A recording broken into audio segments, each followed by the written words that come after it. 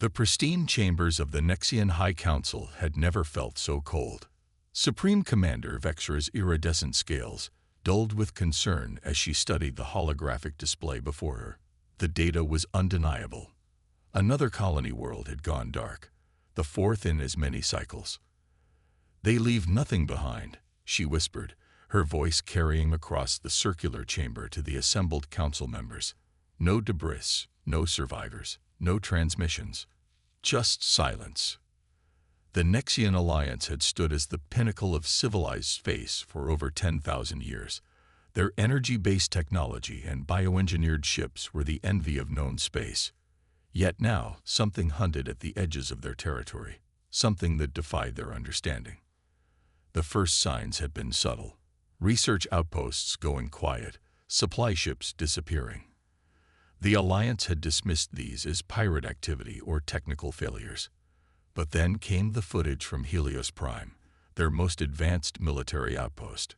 For 30 seconds, they watched as shadows moved against the stars, darker than the void itself. The station's quantum pulse weapons, capable of reducing a small moon to atoms, passed harmlessly through the attackers.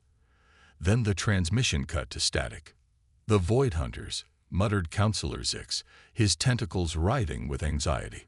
That's what the survivors from the Arcturus sector called them. Before they too disappeared. Vexra's secondary heart clenched. The Alliance fleet, once thought invincible, had proven useless against these beings. Their advanced shielding adapted instantly to any energy weapon, and their hulls seemed to absorb or redirect any focused energy attacks. Conventional wisdom said this should be impossible, but conventional wisdom hadn't prepared them for this threat. "We've lost contact with the Centauri Defense Fleet," announced Admiral Krell, his holographic form flickering with interference. "Something's interfering with our quantum communication network. We're being systematically isolated."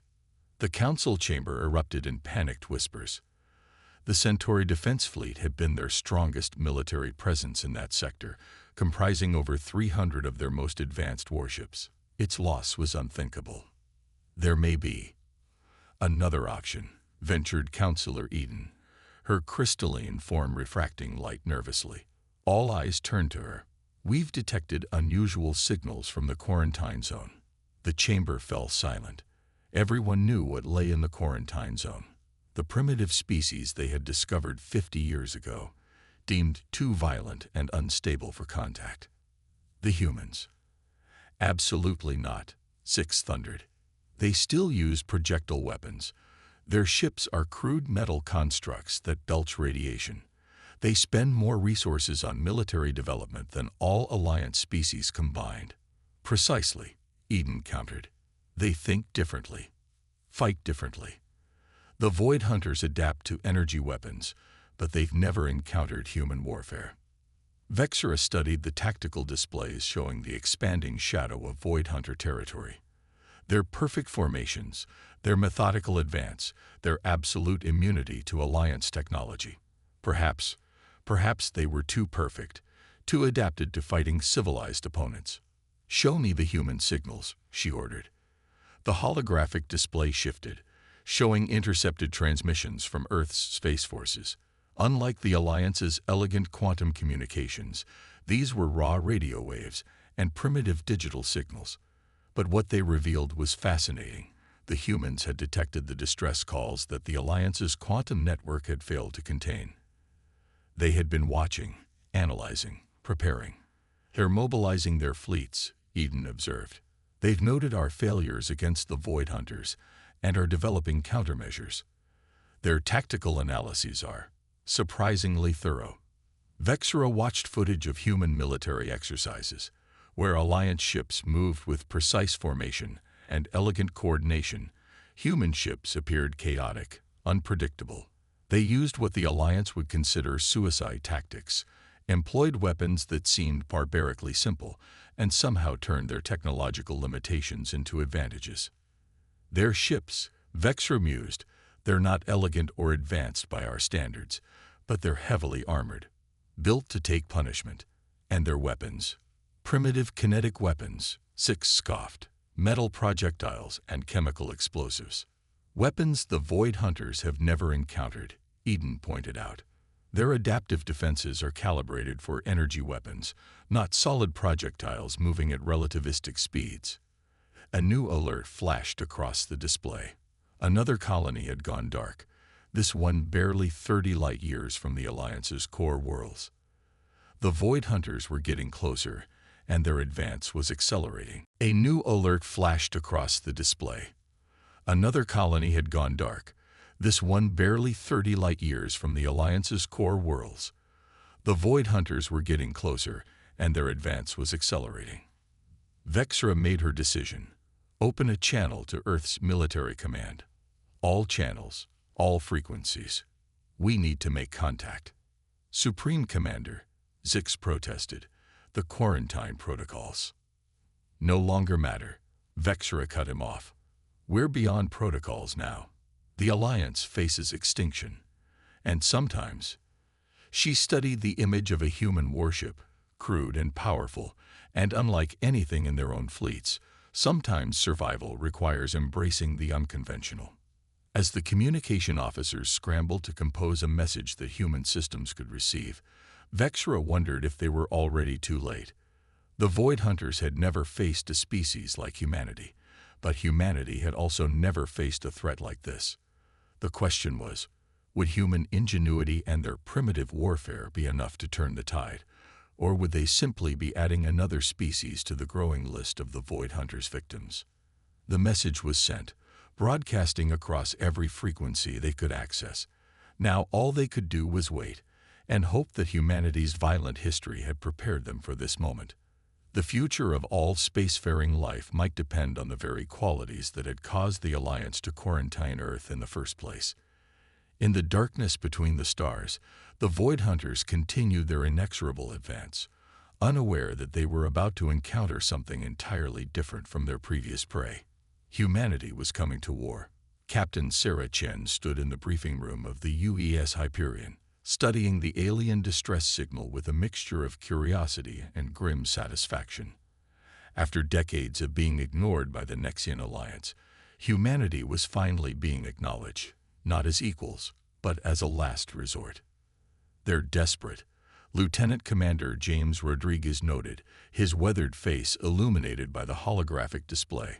Their entire defense network is collapsing. The room was filled with senior officers from Earth's combined space fleet, their uniforms bearing the scars and patches of countless training exercises. Humanity had never stopped preparing for war, even during its longest peace. The Void Hunters.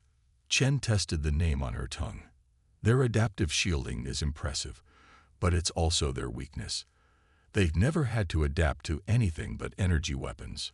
The tactical display showed footage from Alliance battles, perfect formations of biological ships firing quantum beams that dissipated harmlessly against the dark hulls of their enemies. The Void Hunters moved with mechanical precision, their strategies flawless against conventional space warfare. Too perfect, Chen mused. They fight like a computer program, optimized for one type of combat. But war isn't perfect. War is chaos. The Hyperion was humanity's newest warship class, but it would look primitive to Alliance eyes.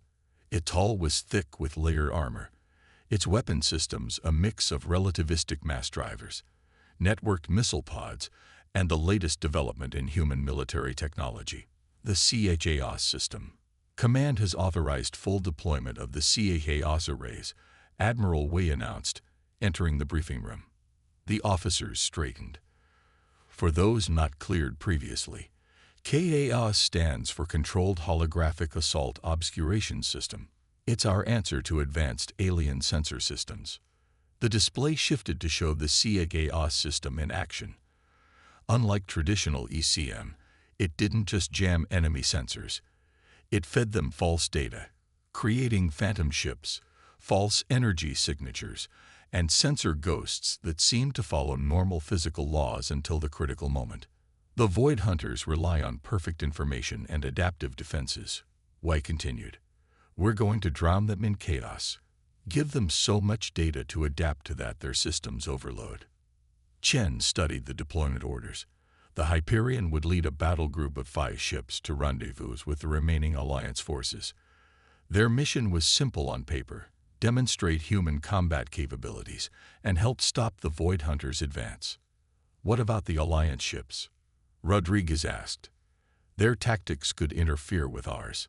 They'll have to adapt to us," Wei said firmly. "We're not fighting this war their way. That's already failed." The briefing continued with detailed tactical analysis. Human ships would carry a mix of conventional and exotic weapons. Relativistic kill vehicles, essentially giant bullets fired at near-light speed, would form their main armament.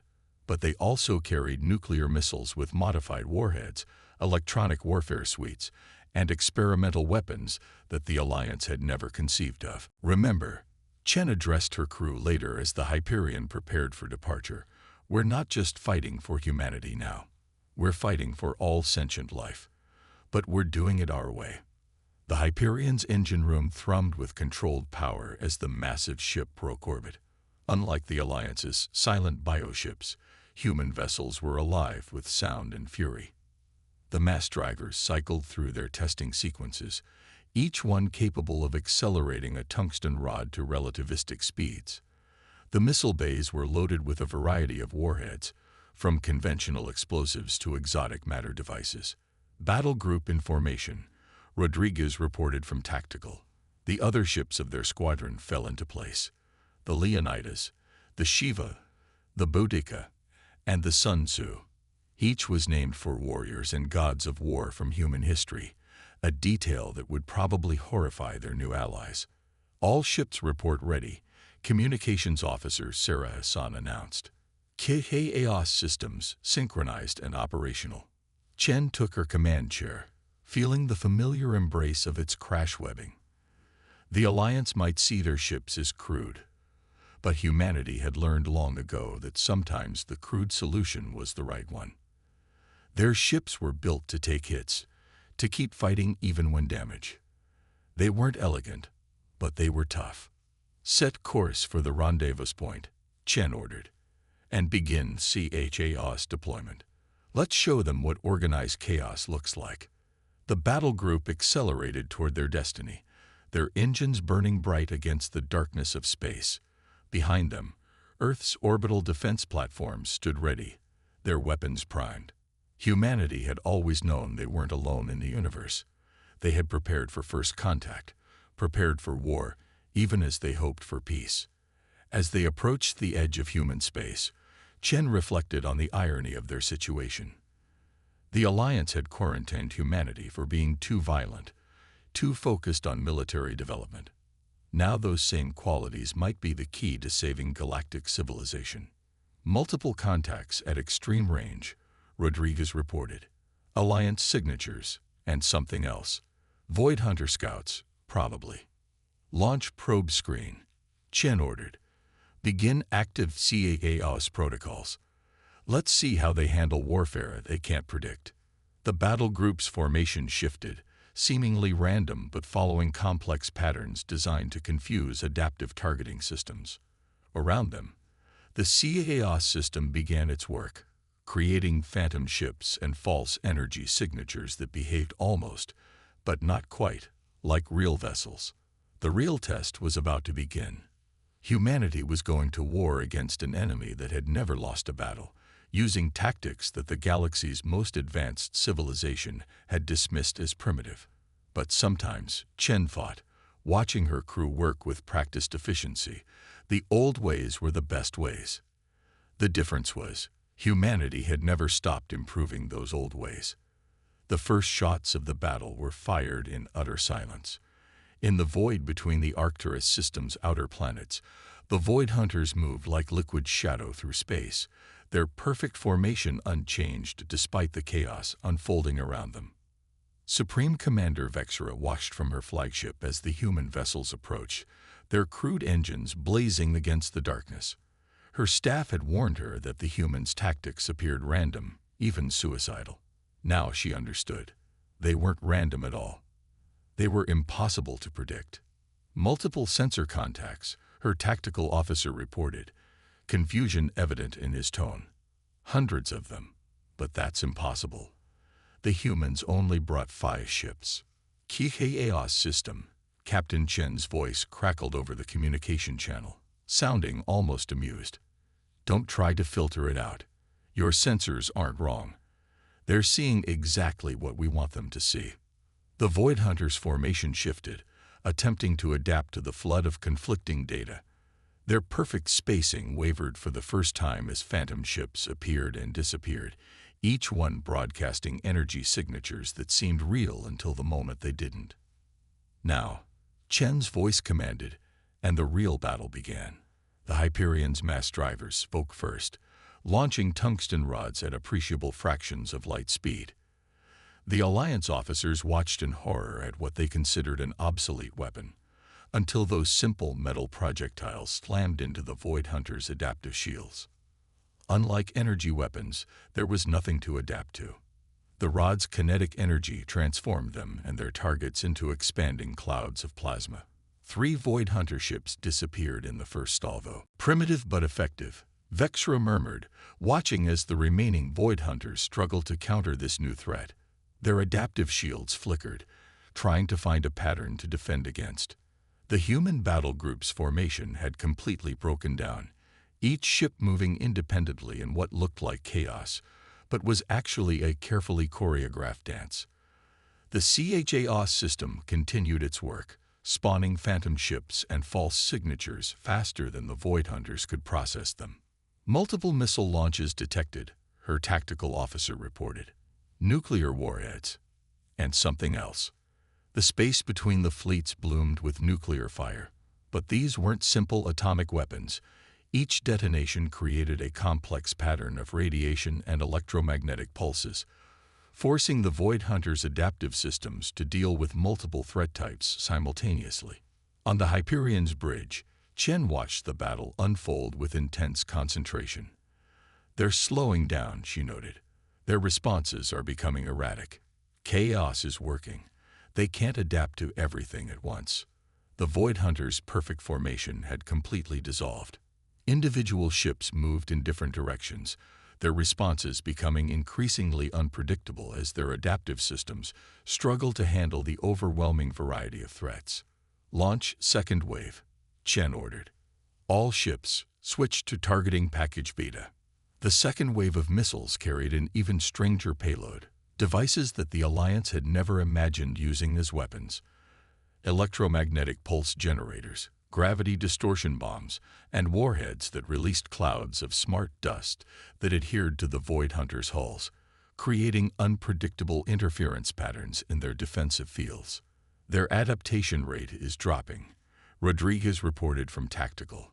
They're trying to defend against too many different attack types. Systems are starting to fail. The battle's turning point came when the Leonidas executed what the Alliance officers could only describe as a suicide run. The ship charged directly at a cluster of Void Hunters, its HFY system running at maximum power, creating a storm of sensor ghosts. Pull them back, Vexra demanded. They'll be destroyed. But at the last moment, the Leonidas unleashed its secret weapon, a specially modified version of the HFY system that didn't just create false sensor readings, but actually projected false physical phenomena. Space itself seemed to twist and tear around the ship as it passed through the Void Hunter formation. The enemy ships, their adaptive systems completely overwhelmed, began firing at sensor ghosts and phantom ships. Their perfect coordination shattered. They became individual targets, dangerous, but no longer invincible. This is why we survived our own wars, Chen transmitted to the Alliance flagship. We learned to embrace chaos, to use it. Perfect systems break when faced with imperfect threats. The remaining Void Hunters began to retreat, their formation in shambles. For the first time, the Alliance witnessed fear in their movements, the uncertainty of an enemy facing something they couldn't predict or adapt to. As the battle concluded, Vexra's tactical display showed the cost. 2 human ships damaged but operational, nearly 20 Void Hunter vessels destroyed or forced to flee. The Alliance's most dreaded enemy had been broken not by advanced technology, but by humanity's understanding of warfare's fundamental nature. Your ships, Vexra addressed Chen. They're not primitive at all, are they? They're exactly what they need to be. We built them to fight wars, Chen replied simply. Not to look impressive. Form follows function. That's something we learned a long time ago. The battle was over, but it had revealed something crucial about their enemy. The Void Hunters' perfect adaptation was their greatest weakness. They couldn't handle true chaos, the unpredictable, the irrational, the human element of warfare. As the human ships regrouped, their engines still burning bright against the darkness, the Alliance fleet received a lesson they wouldn't soon forget. Sometimes the most effective weapon isn't the most advanced one. Sometimes it's the one your enemy never saw coming. The Alliance flagship's Grand Assembly Hall had never hosted a briefing quite like this one. Captain Chen stood before a mixed audience of human and alien officers, her holographic display showing footage from the recent battle. The Alliance officers watched with a mixture of fascination and discomfort as their carefully held beliefs about warfare were systematically dismantled. The Void Hunters aren't invincible, Chen explained, highlighting the enemy ship's erratic movements. They're predictable. Their adaptation is perfect. And that's exactly why it fails against unpredictable threats. Admiral Krell, his crystalline form shimmering with interest, raised an appendage. But surely such chaos in battle risks friendly fire collisions. That's where you're wrong. Rodriguez stepped in, bringing up new tactical displays. What looks like chaos to you, and more importantly, to the Void Hunters, is actually controlled disorder. Every human ship captain knows exactly where they can and can't be at any given moment. The next hours were spent teaching Alliance officers concepts that humans had mastered centuries ago. The art of tactical uncertainty, the value of redundant systems, the importance of being able to fight while damaged. Concepts that the Alliance's pursuit of perfection had caused them to forget or never discover.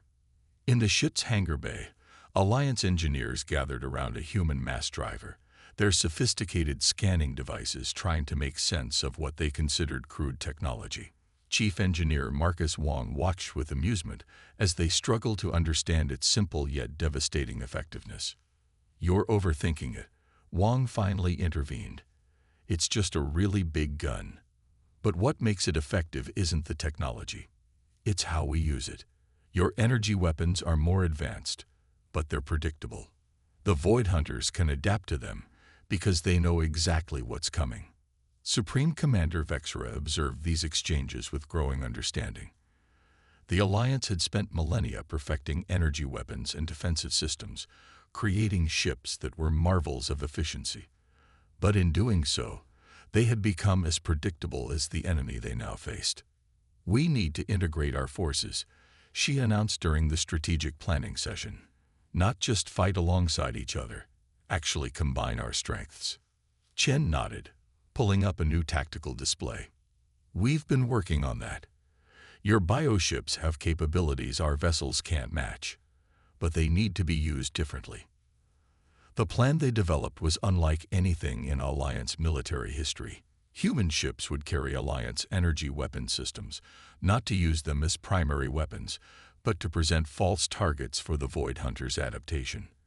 Alliance vessels would be equipped with modified chaos systems, their organic computer cores actually improving the system's effectiveness.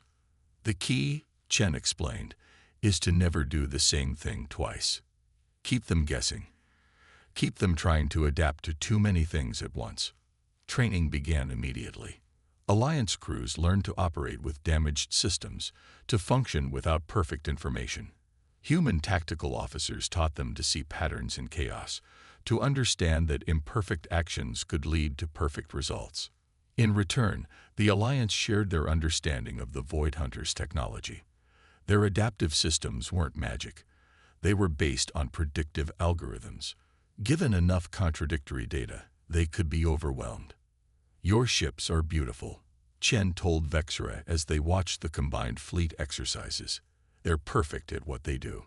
But sometimes you need something ugly and brutal to get the job done. Vexra's scales shifted, and what Chen had learned was amusement. Perhaps we've been perfect for too long. We forgot that evolution requires chaos, requires challenge. We engineered that out of our societies, out of our warfare. The changes weren't easy. Alliance crews struggled with concepts that human children learned in basic military history. Human officers had to learn to work with biological technology that seemed to have a mind of its own. But slowly, steadily, a new kind of fleet emerged. Alliance bioships began moving in unpredictable patterns, their organic nature actually making them better at controlled chaos than their human counterparts once they embraced the concept. Human vessels incorporated Alliance sensor technology, making their CADAS systems even more effective. "We're ready," Chen reported to the Combined Fleet Command after weeks of intensive training. The Void Hunters are still advancing, but they're being more cautious now. They know something's changed. The tactical display showed the enemy's progress through Alliance space. They were still taking worlds, still undefeated except for that one battle. But their perfect formation had changed. They moved more carefully, more defensively. They had learned fear. "They're adapting to us," Rodriguez noted during a planning session. "But this time, that's exactly what we want. They're becoming more cautious, more defensive, and that makes them predictable in a whole new way." The combined fleet grew as more Alliance vessels were modified and more human ships arrived. Each one was different, a deliberate choice to prevent the Void Hunters from adapting to any standard configuration. Some carried primarily kinetic weapons, others electronic warfare suites. Some were heavily armored, others designed for speed and maneuverability. Humanity fought itself for millennia, Chen explained to a group of Alliance tacticians. "We learned that the side that adapts faster usually wins, but perfect adaptation is impossible. There's always another surprise, another innovation. The key is to be flexible, to expect the unexpected." As the fleet prepared for its first major offensive, Vexra found herself watching the human ships with new appreciation. Their apparent crudeness masked deep sophistication. Their chaos concealed careful planning. The Alliance had dismissed humanity as primitive, but now she understood. They weren't primitive at all. They had simply never stopped learning from their mistakes, never become comfortable with perfection. The Void Hunters were about to learn the same lesson that the Alliance had. Underestimating humanity was a dangerous mistake. The combined fleet dropped out of FTL at the edge of the Centauri sector, their arrival heralded not by the usual precise formation of Alliance vessels, but by a seemingly chaotic spread of ships that filled space like a swarm of angry insects. Captain Chen watched the tactical display as over 500 vessels, human and Alliance alike, moved into their carefully planned positions. Multiple Void Hunter signatures detected, Rodriguez reported from his station on the Hyperion. "They're hesitating."